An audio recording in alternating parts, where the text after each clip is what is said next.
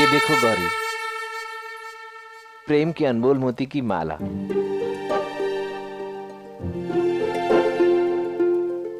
आप जब इतनी कठिनाइयों से इसे लेकर आए हैं तो इसे पहना भी दीजिए।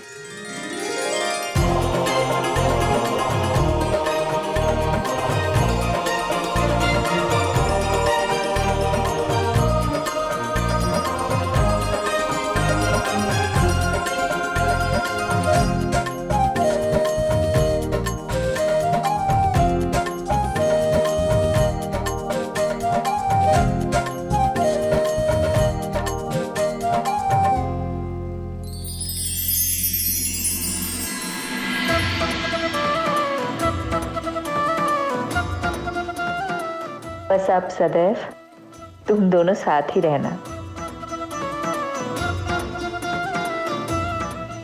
अच्छा, अब विदा लेने का समय आ गया है।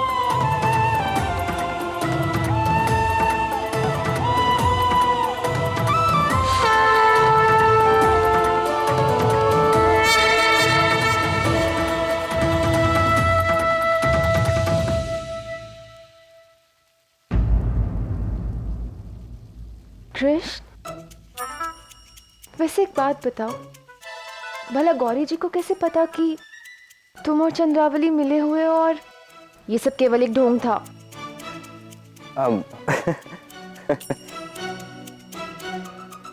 एक बात बताऊं राधे, तुम्हें छोड़कर समस्त संसार को ज्ञात था कि ये केवल ढोंग था। क्या? कृष्ण, मैं तुम्हें छोड़ूंगी नहीं। छोड़ने के लिए पहले पकड़ना पड़ता है राधा।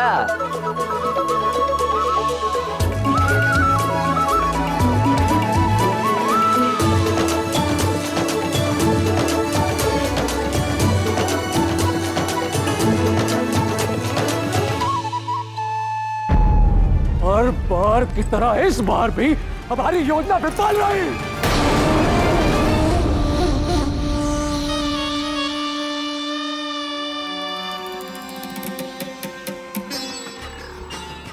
मेरा अनुभव जो कहता था,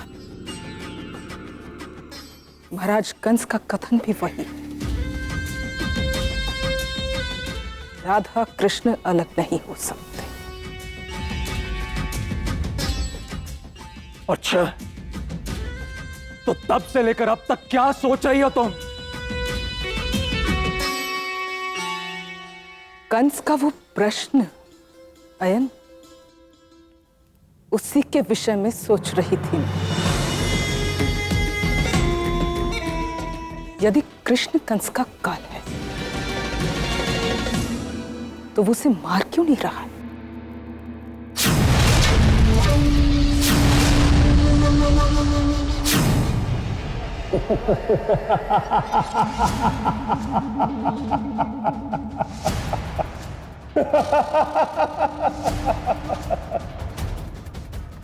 मेरे प्रश्न का उत्तर मिल गया क्रूर। और अब आगे क्या करना है उसका समाधान भी प्राप्त हो चुका है।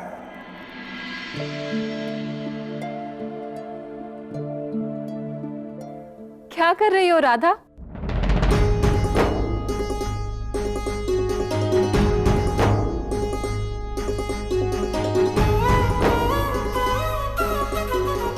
तुम्हारे लिए।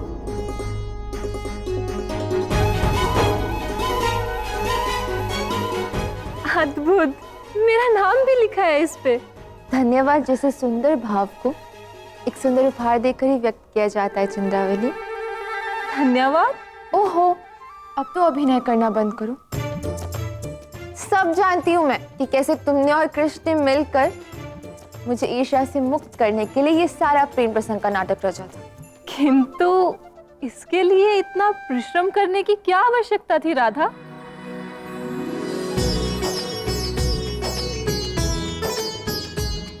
परिश्रम केवल मैंने नहीं, तुमने भी तो किया है ना। सच चंद्रावली, यदि तुम ना होती तो मैं ईर्ष्या से कभी मुक्त ही ना हो पाती। कोई उपकार नहीं किया है मैंने राधा। यदि तुम मेरे स्थान पर होती तो तुम भी तो यही करती। अवश्य करती, क्यों ना करती। अच्छा अब चले, कृष्ण आने वाला है और मुझे बहुत सारे प्रबंध करने हैं। हाँ?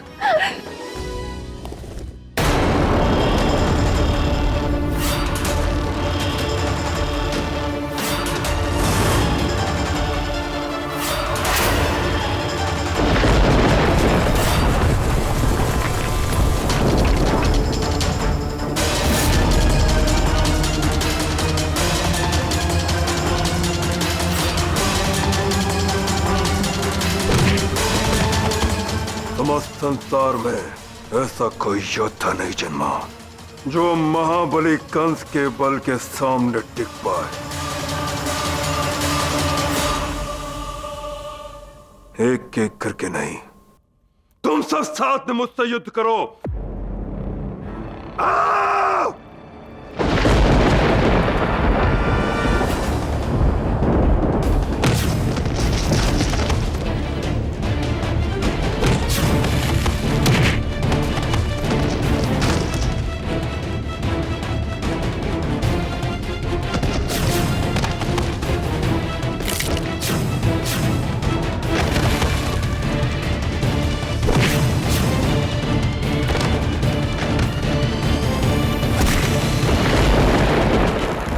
मैं हूं महाशक्तिशाली कंस। इस समस्त संसार में किसी को भी परास्त करने का सामर्थ्य रखता हूं मैं। उस कृष्ण का, उसके परिवार का, उस राधा का। महाराज, राधा का नाम मत लेना। वो मेरी है और मैं उसे कुछ नहीं होने दूंगा। नहीं, अखरू जी क्षमा कर दीजिए महाराज।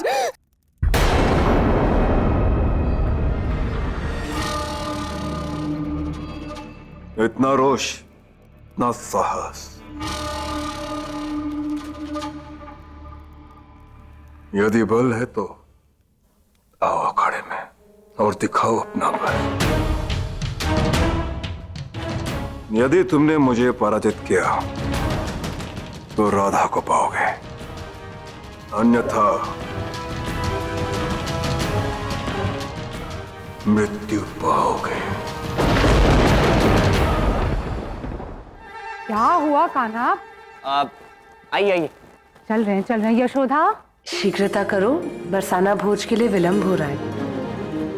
चले चलो।